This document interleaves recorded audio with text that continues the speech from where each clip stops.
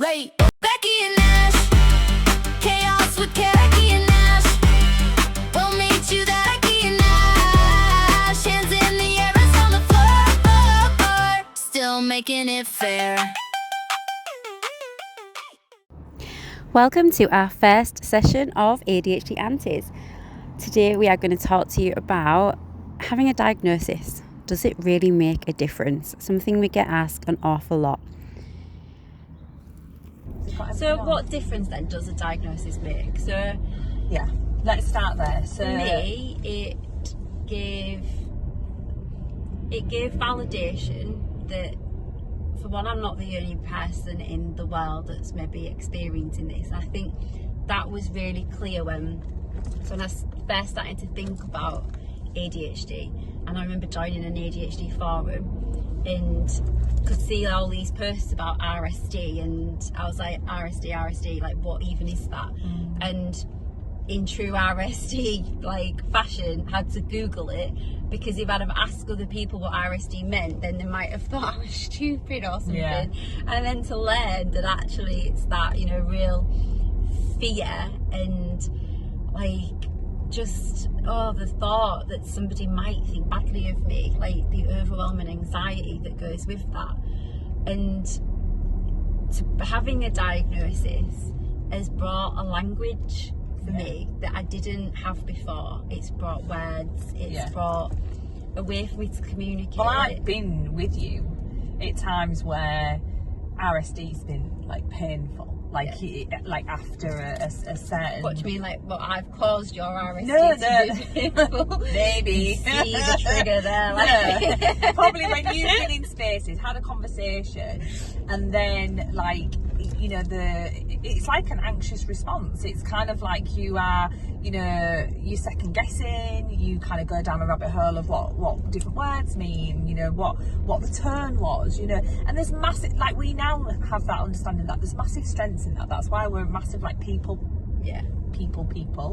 and we can, you know, I can definitely have a conversation and I'll like literally know if someone's being shitty or someone's being, and that we know that as a strength. But in regards to how we carry that, if we don't have those like clarifying kind of questions or conversations with people that, you know, give you what you leave, don't you, go in, what did you mean by that, you know? Or it's the classic, like someone drops an email or a text late at night and says, can we speak tomorrow? Yeah. Or I don't want to speak to you now. Yeah. No. Not right now. Lol. There's a backstory to that, because I've done that to Becky. What have I done? So the point of diagnosis definitely, it's not just about that label, it's about the context, it's about everything that kind of opens up. And some of it, you know, I can't lie, some of it was like a bit horrifying for me, in the sense of like what life would have been like, because I've kind of had some struggles with things like relationships, with friendships, with you know, when I think of it that way, I think if I'd known this now, I probably wouldn't have been so hard on myself. How would it have felt so hard? Yeah. So you go through this whole, like, how would it have looked different? You know, if I had known that. But then in the same bit, you know, there's that next stage of your life where you're kind of thinking, I can have some more understanding about that now, and I can have some. Have you noticed as well that when you say to somebody, you say, I'm ADHD, and I still feel it when I'm saying it, that I'm like testing. There's a prejudgment there. I'm waiting. Yeah. I'm waiting for the look. I'm waiting for the oh really, like, oh well, we're all a bit. We had a question, not so much a question, but a comment from Lisa, who said, "We're all a bit." Yeah. We're all a bit like that. Because there is commonalities in behaviours, isn't there, and things like that, in people. In general, we can, you know, we have, but when it's around that neurodivergence and how your brain works, it's like, you know, it's a little bit more deeper than that. We're not just, it's not just a little bit. It encompasses your whole being, And isn't that can be it? really hard when you're someone, you know, like us, we're both, you know, what would have been termed as like that high functioning ADHD, that, you know, we can go out, we can hold down a job, we can hold relationships, you know, and all those things. And sometimes I am still shit with money, but you get that. Are you really? Are you sure about that? But you know what I absolutely love the most when I meet someone else who's ADHD, and you do that testing of oh well, you know, I'm ADHD, and they go, oh, so am I. Yeah. And it's like straight away there's like that community and that connection and that relationship, and you know that no matter what you say from that point going forward, there's that understanding. There's that. Or even if there's not understanding, they're open to that. Because I still think people are at different points of that journey, isn't it? Like, so for me, I've learned a lot through you, us having gone, well, that's a thing, you know, like that's a real thing, and then gone, all right, okay. When it's like, what do you mean? Like, everyone doesn't do that, and it's like, no, everyone doesn't do that. I think, well, I remember one of our conversations where it was kind of like, where like we talked about that people have quiet in their head, and I'm like, what? Quiet. Like, no, they don't, because it's. I've just really been under the impression that everyone's brains is like a movie in the background. 100%. Always music, there's tabs open. Conversations, there's conversations. There's planning, shit you didn't thinking, do last night. The shame, the things you need to do tomorrow, and really just felt like. Well, everybody's juggling that. I'm just probably not juggling it as well as others, you know. I remember the first time I learned that everyone's brain doesn't work that way, and it was a conversation with a friend, and I was like, do you know when you're thinking? Do you think in like words or pictures? And she was like, what do you mean? And I was like, you know, when you think about something, is it in words or is it in pictures? And she was like, I really don't get what you mean. Yeah. And it like this whole conversation then evolved where I learned that unless she was actively putting thoughts into her head, they weren't there. And I was like, I mean, the thought of someone actively putting a thought in your head and it not being a complete like compulsion, like that's what it's like, isn't it? There, like my brain's its own little entity. I have to say, like, I literally like, and again, like, so you know, my partner Gary, he's kind of new in understanding my view of this world, and you know, I'm so quiet in the morning. Like, I definitely am. I am a talker in life, but in the morning it takes me. Hence why we're doing this.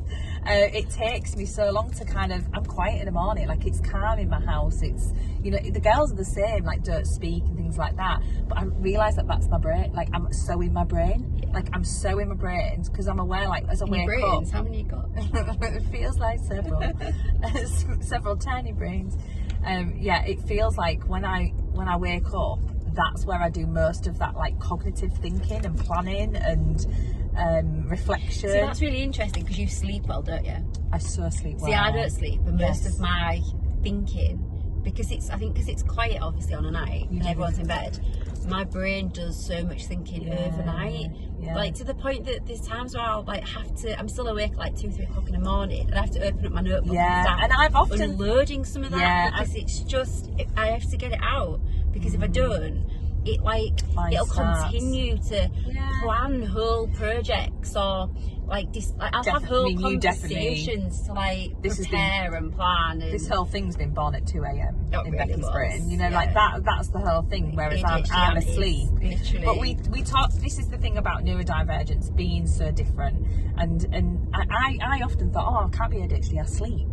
I'm a sleeper, you know. Some ADHDs do. Like, solid and can't wake up. I have solid, deep sleep, ping, wide awake, and I know. So many people are. Under my eyeballs. Yeah, so many people are, but I sleep so well, like the dead, and then I'm ping, I'm awake, and I'm go. And we've also talked about like physical things that I do. A lot of physical activity. I do a lot. So I'm like busy and stuff. You're very brain active, which still is draining. So and that physically part of that is active. because I have physical like health needs, which means I'm not I don't walk very well. I don't get around very well. So Ashley's like hiking mountains, and I'm like, and I'd love to visualising the hiking of a mountain, but sat on my sofa with my hot water bottle.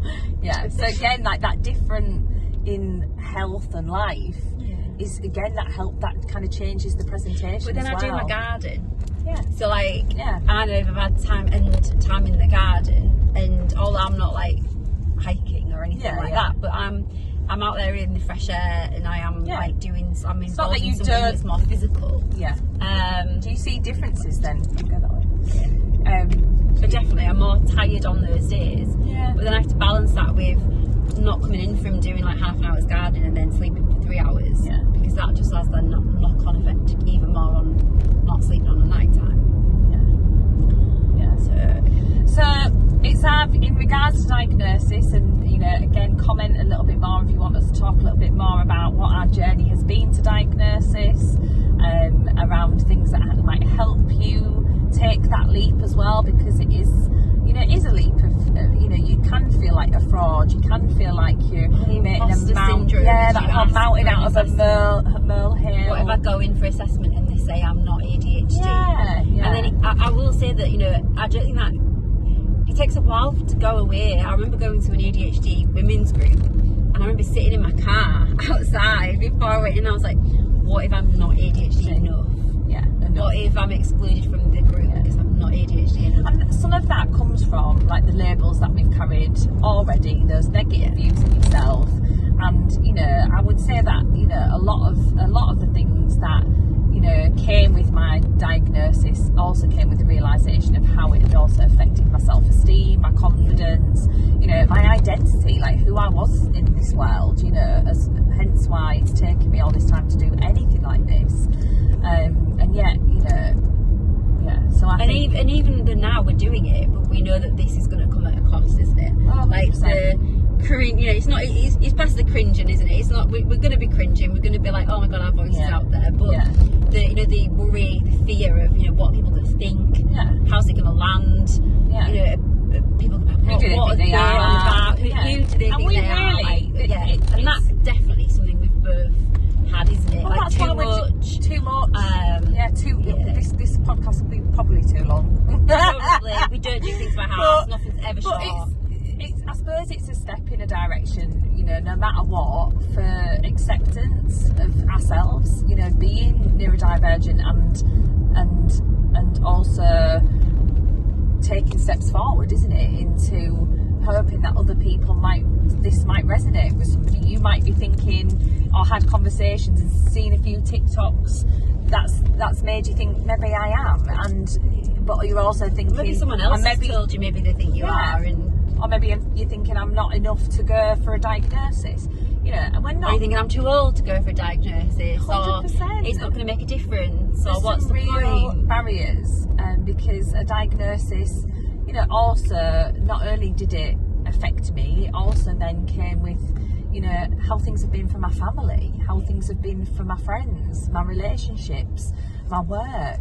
It really there was a ripple effect in the same way, but I think living without it also had that ripple effect. But looking at your identity, like who even am I? Like who have I even been my entire life if I didn't understand myself, and I've hidden parts of myself and masked so much just to try and fit in and be accepted and liked, and now I think also as well misdiagnosed, I have been through levels of depression, it's anxiety, going to the GP and saying it's you're anxious, high function anxiety, I think I've got at one point, like I can function generalised with my anxiety disorder was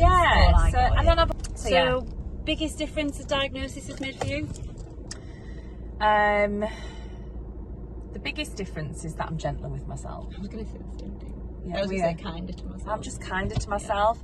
I don't think it has changed me.